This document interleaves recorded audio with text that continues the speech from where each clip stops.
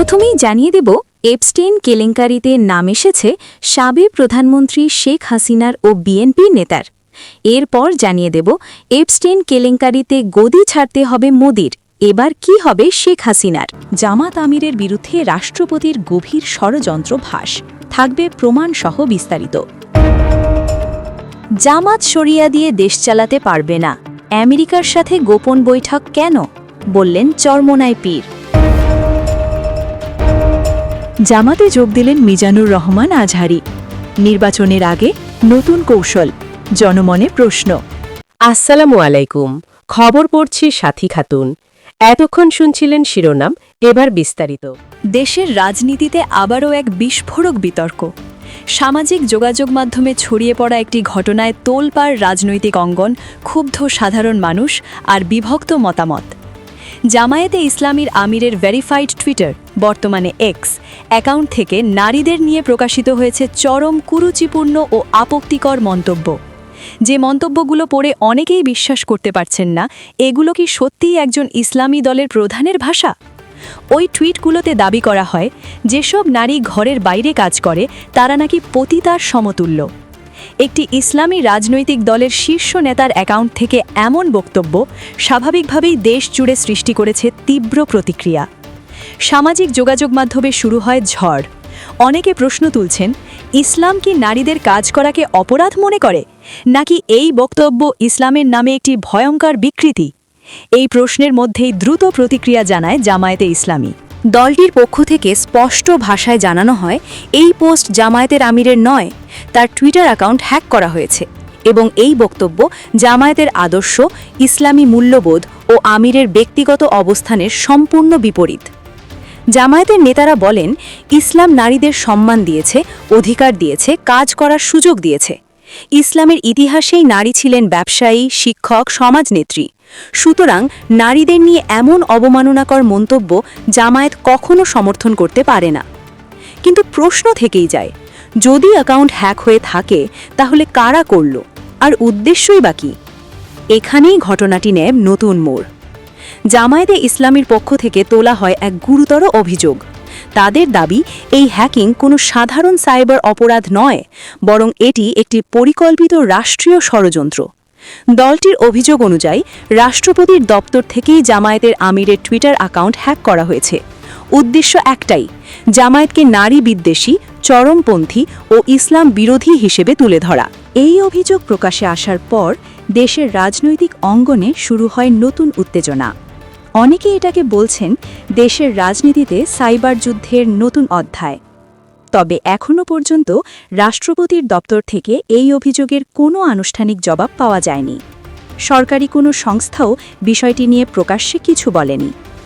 রাজনৈতিক বিশ্লেষকরা বলছেন, এ ধরনের অভিযোগ অত্যন্ত সংবেদনশীল। যদি প্রমাণ ছাড়া এমন দাবি করা হয় তাহলে তার রাজনৈতিক উত্তেজনা আরও বাড়াতে পারে। অন্যদিকে যদি অভিযোগ সত্য হয় তাহলে তা হবে দেশের গণতান্ত্রিক ইতিহাসে এক ভয়ঙ্কর দৃষ্টান্ত। সাইবার নিরাপত্তা বিশেষজ্ঞরা বলছেন, ভেরিফাইড অ্যাকাউন্ট হ্যাক হওয়া অসম্ভব নয়, বিশেষ করে যদি টার্গেট হয় কোনো গুরুত্বপূর্ণ রাজনৈতিক ব্যক্তিত্ব।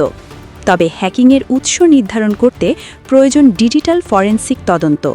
সাধারণ মানুষ বিভক্ত প্রতিক্রিয়া দেখাচ্ছে। কেউ বলছেন, যদি সত্যিই হ্যাক হয়ে থাকে তাহলে দোষীদের শাস্তি নিশ্চিত করতে হবে। আবার কেউ প্রশ্ন তুলছেন, এত বড় অভিযোগের পেছনে কি সত্যিই প্রমাণ আছে? সব মিলিয়ে প্রশ্ন এখন একটাই, এটা কি সত্যিই একটি পরিকল্পিত রাজনৈতিক অপপ্রচার, নাকি সাইবার জগতে অদৃশ্য শক্তির লড়াইয়ের শিকার হয়েছেন জামায়াতের আমির? আর সবচেয়ে গুরুত্বপূর্ণ, সত্যটা বেরিয়ে আসবে কবে? এই ঘটনার প্রভাব শুধু একটি টুইটার অ্যাকাউন্টে সীমাবদ্ধ নয়, এটি দেশের রাজনীতি, নারী বিষয়ক আলোচনা এবং সাইবার নিরাপত্তা সবকিছুর ওপরই বড় প্রশ্ন তুলে দিয়েছে। এখন সবার চোখ তদন্তের দিকে, কারণ সত্য উদ্ঘাটন না হলে এই বিতর্ক আরও গভীর হবে আর রাজনীতিতে অবিশ্বাসের দেয়াল আরও উঁচু হয়ে উঠবে। এদিকে ছাত্রদলের নেত্রীরা এক প্রতিবাদ মিছিল বের করে।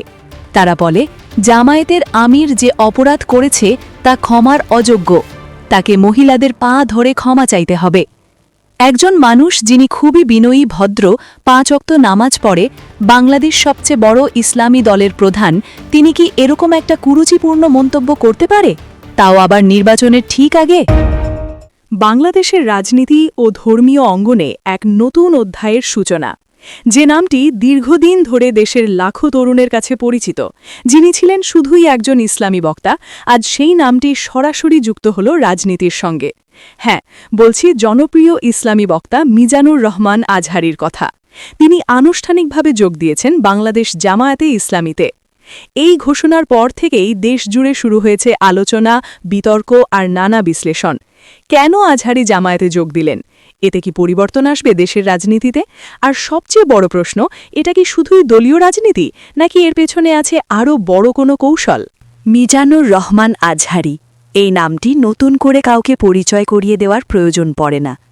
ওয়াজ মাহফিল ইউটিউব ফেসবুক সবখানেই তার বিপুল জনপ্রিয়তা বিশেষ করে তরুণ প্রজন্মের কাছে তিনি একজন অনুপ্রেরণার নাম ধর্মীয় বক্তব্যের যুক্তি আবেগ আর বাস্তবতার সমন্বয় এই তিনটি বিষয়ই আজহারীকে অন্যদের থেকে আলাদা করেছে রাজনীতি থেকে দূরে থেকেও তিনি বারবার সামাজিক অবক্ষয় নৈতিকতা আর ইসলামী মূল্যবোধ নিয়ে কথা বলেছেন আর ঠিক এখান থেকেই শুরু হয় প্রশ্ন তাহলে রাজনীতিতে এলেন কেন কে সামনে রেখে সবচেয়ে আলোচিত লড়াই এখন দাড়িপাল্লা বনাম ধানের শীষ রাজনৈতিক বিশ্লেষকরা বলছেন এবারের নির্বাচন হবে একেবারে হাড্ডাহাড্ডি কেউ কাউকে ছাড় দিতে রাজি নয় মাঠের চিত্র বলছে ভিন্ন কথা একদিকে জামায়াতের প্রতীক দাড়িপাল্লা যা দিন দিন সাধারণ মানুষের মধ্যে শক্ত অবস্থান তৈরি করছে অন্যদিকে বিএনপির ঐতিহ্যবাহী প্রতীক ধানের শীষ